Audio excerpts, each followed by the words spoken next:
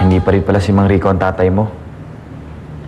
Mabuti na yung nalaman mo na maaga, at least hindi ka umasa na mali pala yung akala mo.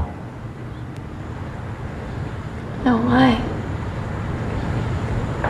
Alam mo, habang tumatagal,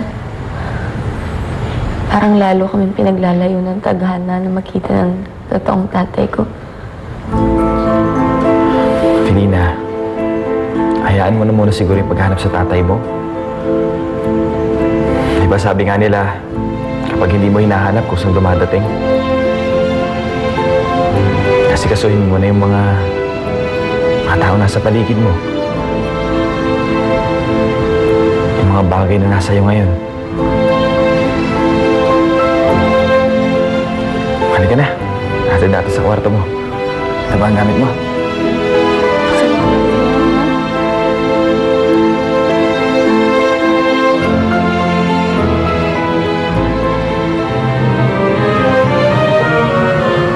Nagkuha ko na yung plano mo. Sigurado na si Emilio.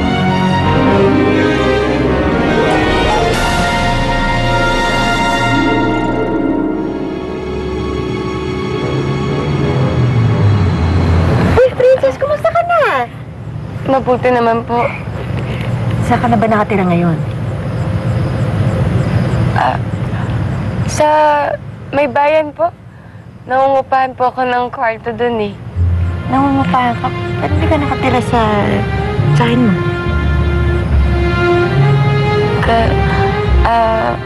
Kasi po mas madali po humanap ng trabaho sa bayan. Opo. Naghahanap ka ba ng trabaho? Gusto mo, i-recommenda kita dun sa mga Valdepeñas.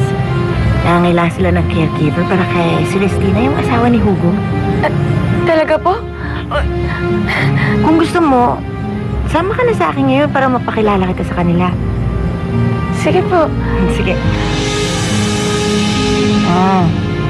Kung makatingin ka naman, ang lagkit. Wala. Mabuti pa mauna na kayo para makapag-umpisa na siya ng trabaho. Sige na. Papuntasin na niya si Turco. Natatangayan pag nakakita ng babae maganda. Sige na, punta na tayo. Sige po. Sige na.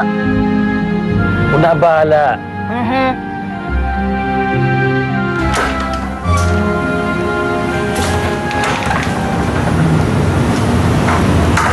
Ay, nako. Ewan ko ba naman dito kay Hugo? Bakit pumapayag na kahit sino man lamang labas-pasok dito sa pamamahay ko? Samantalang, napakarami namang professional caregiver dyan.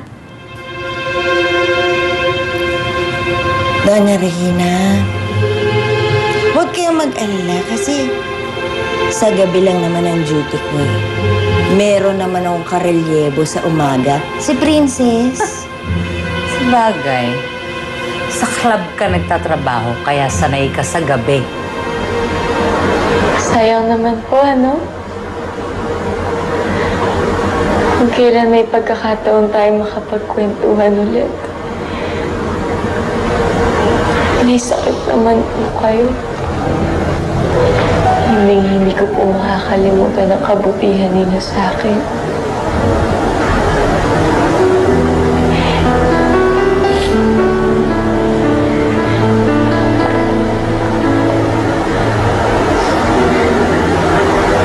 Ako din po pala si Felina.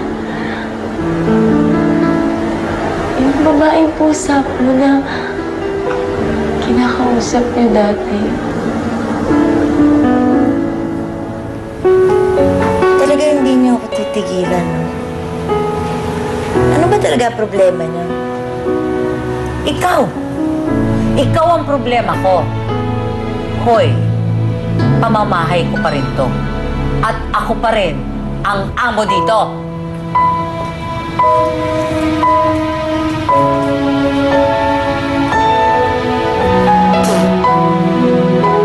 Ma'am Celestina,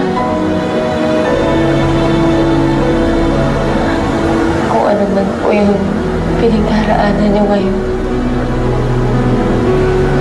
sigurado mo ako, malalagpasan niyo rin po lahat yan.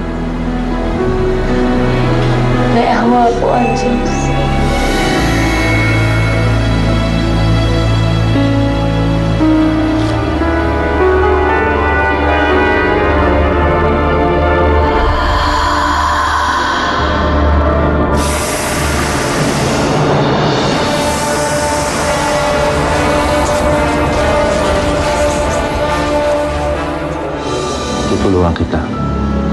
mapatunayan kung wala kang kasalanan.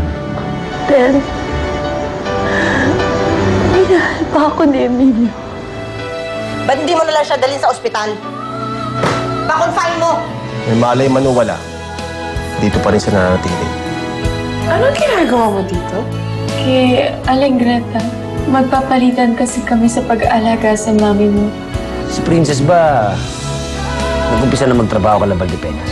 Huwag mo sabihin sa akin na pipilitin mo pa rin na si Princess at si Felina ay iisa. Di ba nung nakaraang pagkakataon na nakapagligtas ka ng buhay, nagawa mo yun bilang Felina ka? Baka para maligtas mo si Celestina, kailangan bilang taong pusa ka.